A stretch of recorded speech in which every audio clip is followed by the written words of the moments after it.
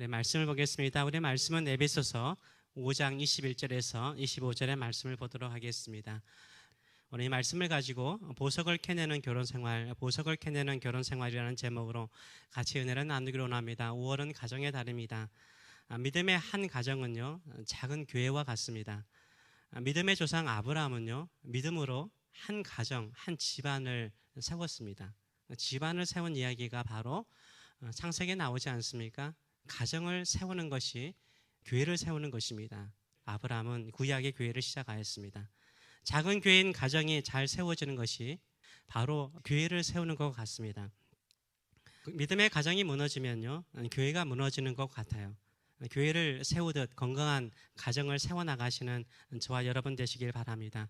동화책에는 결혼 이후의 이야기가 나오지 않는 것은 여러분이 잘 아실 것입니다. 거의 모든 동화는요, 어떻게 끝납니까? 결혼하여 행복하게 잘 살았더라 라고 이렇게 끝을 맺습니다. 왜냐하면 결혼 생활은 동화가 되지 않기 때문인 거예요. 낭만적이지 않기 때문인 거예요. 혹시 영화 슈렉이라는 영화를 보신 적이 있습니까? 1편은 다 보셨을 거예요. 거의 다 1편, 슈렉 1편은 보셨을 것입니다. 슈렉과 피오나 공주가 처음 만나서 어떻게 사랑의 감정을 키워가는가, 사랑하는가를 보여주죠. 연애 이야기이기 때문에 인기가 많았습니다. 많은 사람들이 보았습니다. 그 후속편인 2편과 3편 혹시 보신 적이 있습니까? 거의 본 적이 없을 것입니다. 왜 그럴까요? 후속편들은 결혼 이후의 이야기거든요. 결혼 이후의 스토리를 가지고 있어요. 자녀 양육 문제라든지 부부간의 갈등 문제. 이것은 동화가 될 수 없는 거예요. 이 동화가 될 수 없는 거예요. 결혼 생활의 현실을 가장 잘 아시는 분들이 바로 여기에 결혼하신 분들일 것입니다. 가정은요, 작은 교회입니다. 작은 교회인 가정을 세우는 것은 동화가 아닙니다. 낭만이 아닙니다. 현실입니다. 작은 교회를 세우듯 가정 안에서요, 희생이 있고 눈물이 있고 아픔이 있고 슬픔이 있는 거예요. 그러면서도 보람이 있고요, 그러면서도 성숙함이 있고요, 그러면서도 화해가 있고 용서가 있고 사랑이 있습니다. 그래서 가정은요, 작은 교회입니다. 내가 작은 교회를 세우는 마음을 가지고 가정을 세워나가시는 저와 여러분 되시길 축원합니다. 우리가 교회가 힘들다고 교회를 떠날 수는 없잖아요. 마찬가지입니다. 가정생활이 힘들다고 가정을 포기할 수는 없는 것입니다. 가정은 작은 교회인 것입니다. 한 가정이 작은 교회라면 성경적인 원리를 가지고 가정을 세워나가시는 저와 여러분 되시길 축원합니다. 성경 말씀을 따라 가정을 세울 때요, 튼튼하고 건강하고요, 하나님께서 축복하는 가정을 세울 수가 있습니다. 하나님께서 복을 주시고 하나님의 거룩한 뜻을 이루는 귀한 가정을 세워나가시는 저와 여러분 되시길 축원합니다. 이 말씀을 들을 때 어떤 분들은 그럴 수 있습니다. 내가 이제는 내 배우자라 사는 시간보다 살아왔던 시간이 더 길다. 그래서 뭐 지금 해봤자 뭐가 되겠나 이런 생각을 하시는 분도 계세요. 절대 인생은 그렇지 않습니다. 지금이 제일 중요합니다.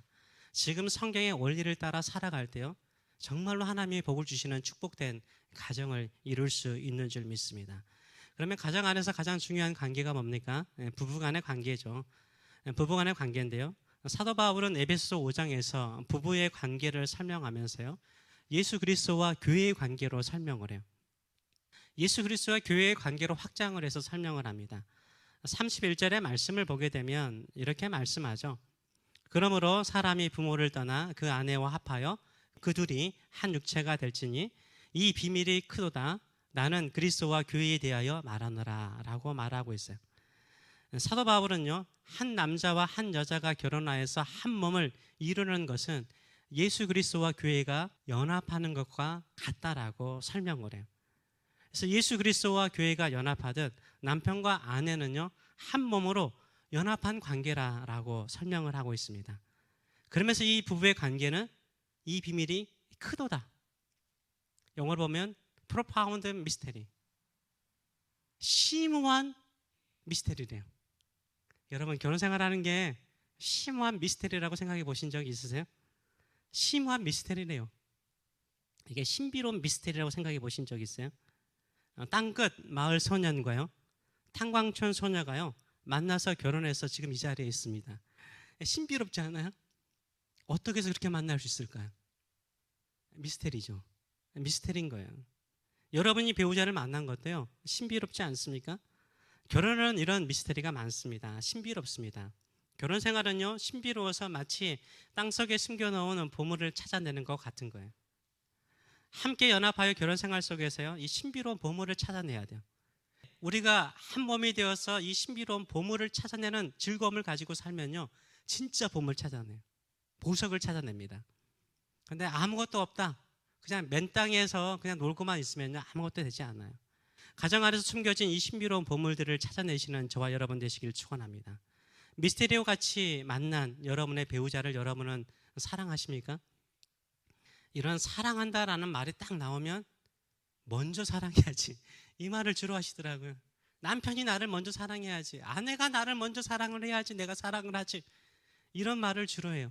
사랑은 무슨 사랑이야, 이런 말씀도 주로 하시는 것을 제가 자주 듣곤 합니다. 우리 그리스도인들의 결혼생활, 부부생활의 원리는요, 먼저 하는 것이에요. 예수님께서 마태복음 7장 12절에서 이렇게 말씀하셨습니다. 그러므로 무엇이든지 남들에게 대접을 받고자 하는 대로 너희도 남을 대접하라. 이것이 율법이요 선지자니라. 이것이 율법이요 선지자라는 말은 무엇입니까? 이것이 성경의 가르침이다 라고 말해요. 성경의 가르침이 무엇입니까? 무엇이든지 남들에게 대접을 받고자 하는 대로 너희도 남을 뭐하라? 대접하라는 거예요. 내가 대접받기보다는 먼저 대접하라는 거예요. 그러면 대접받을 거라는 거예요. 내가 먼저 사랑하라는 거예요. 그럼 사랑받을 거라는 거예요. 내가 먼저 희생하라는 거예요. 그래서 이 부부의 관계는 어떻습니까? 적극적이에요. 누구에게 사랑을 받고자 하는 마음이 아니라 내가 먼저 사랑하는 거예요. 내가 먼저 섬기는 거예요. 내가 먼저 희생하는 것인 줄 믿습니다. 이때 신비로운 역사가 일어나요. 우리가 예상하지 않는 일이 일어나요. 내가 섬기고 희생하면 나를 무시할 것처럼 보이죠? 아니에요. 미스테리가 일어나요. 신비로운 일이 일어나요. 오히려 존경을 받고요, 사랑을 받는 놀라운 기적의 역사가 일어나는 줄 믿습니다. 이런 가정을 세워나가시는 저와 여러분 되시길 바랍니다. 21절의 말씀을 보게 되면 이렇게 말하죠. 그리스도를 경외함으로 피차 뭐하라? 복종하라. 이 말씀 잘 보셔야 돼요.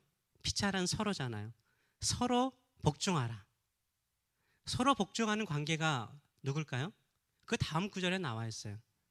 그 다음 구절을 보게 되면 남편아 이렇게 말하고요, 그 다음에 아내들아 이렇게 말하는 거예요.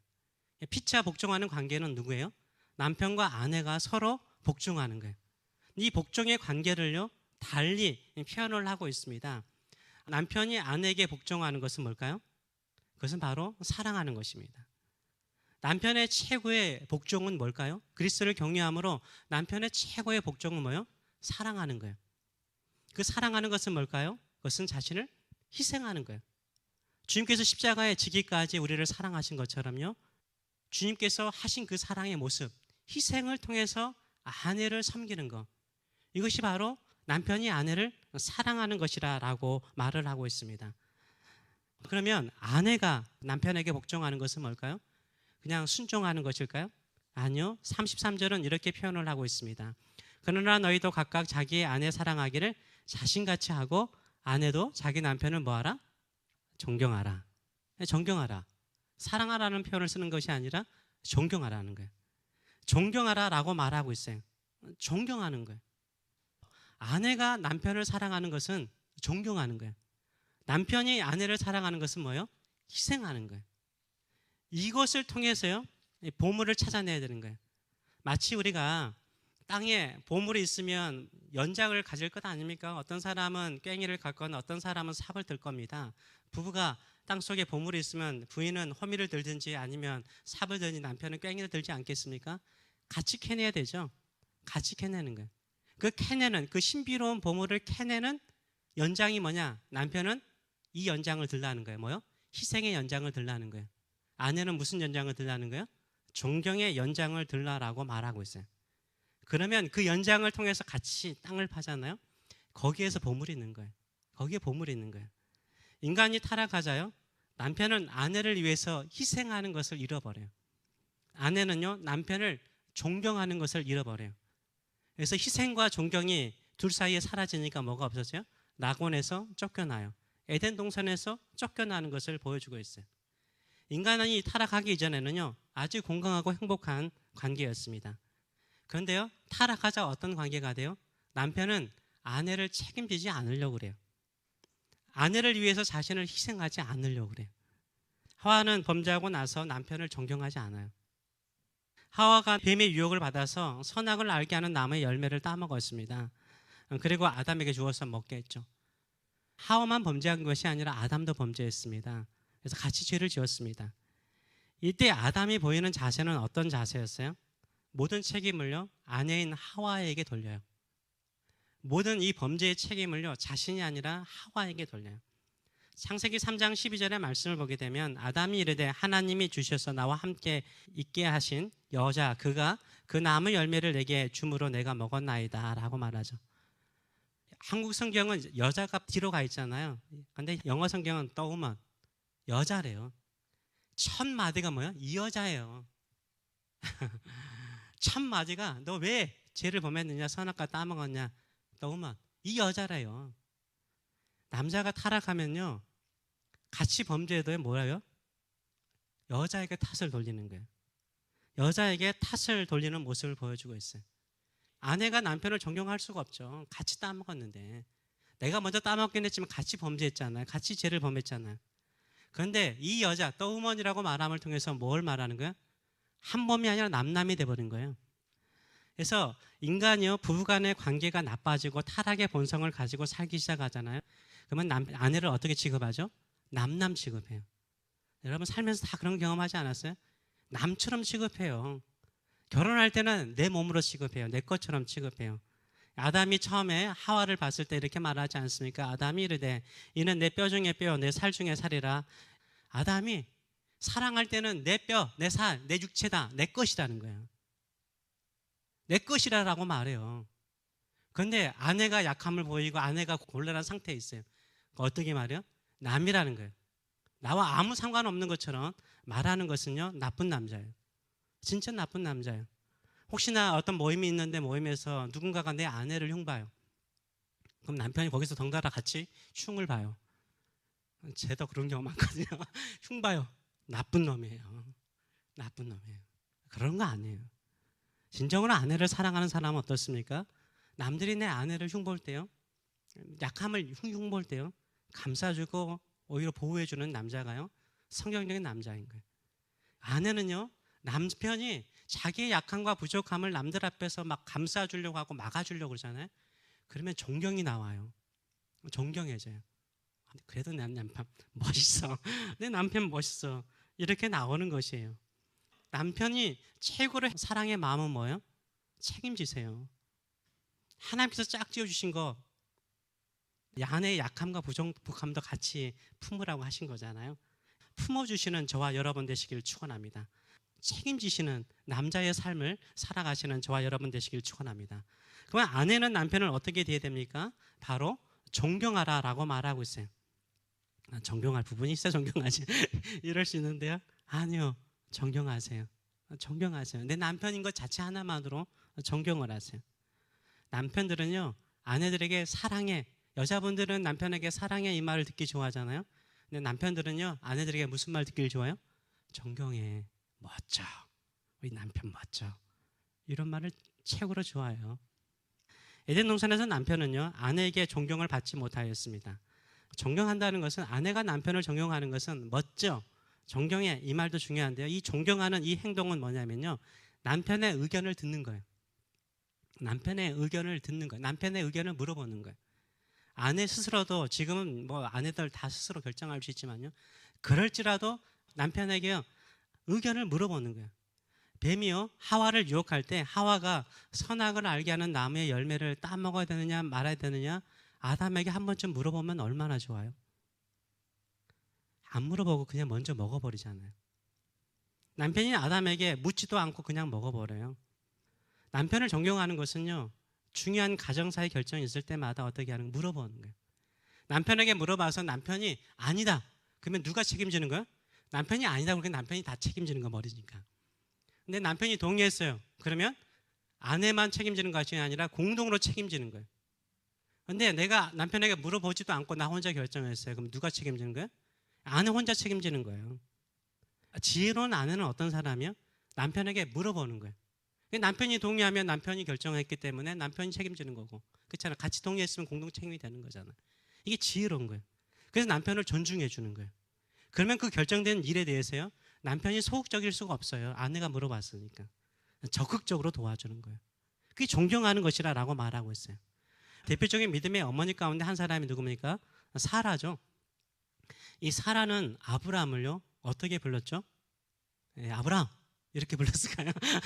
아니요, 주인이라고 불렀다라고 말을 하고 있어요. 베드로전서 3장 5절과 6절의 말씀을 보게 되면 이렇게 나와 있죠. 전에 하나님께 소망을 두었던 거룩한 부녀들, 여자분들을 말해요. 하나님께 소망을 두고 믿음으로 사는 어머니들은요, 이와 같이 자기 남편에게 순종함으로 자기를 뭐 했다고요? 단장했대요. 매일 여러분의 아침에 화장을 하듯이요, 여자분들이 화장을 해야 되는 건 뭘까요? 그것은 바로 남편에게 순종하는 화장을 하는 거예요. 그러면서 그 다음 구절이 뭐냐면, 예로 들기를 사라죠. 사라가 아브라함을 뭐라? 주라. 물건 주는 거 아니라 마스터라고 칭하며 순종한 것 같이 너희는 선을 행하고 아무런 두려운 일에도 놀라지 아니하고 그의 딸이 된 것이니 라고 말하고 있어요. 사라의 딸처럼 사는 건 뭐예요? 남편을 뭐로 부르는 거예요? 마스터로 부르고 순종하는 것이라 라고 말하고 있어요. 사라는요, 나이가 늙었음에도 불구하고요, 아브라함을 아브라함 부르지 않았어요. 마스터라고 불렀어요. 그리고 믿음의 어머니가 되었다라고 말해요. 사라가요, 자기 뜻대로 한번 결정한 적이 있어요. 뭐죠? 자식을 얻지 못하니까 자기 여종 하갈이 너무 예쁘고 귀여워요. 싹싹해요. 그러니까 이 하갈을 통해서 아들을 얻으면 좋겠다라고 생각을 하죠. 아브라함에게 묻지 않아요. 그냥 명령이에요. 하갈지에서 아들 얻어, 이렇게 말해요.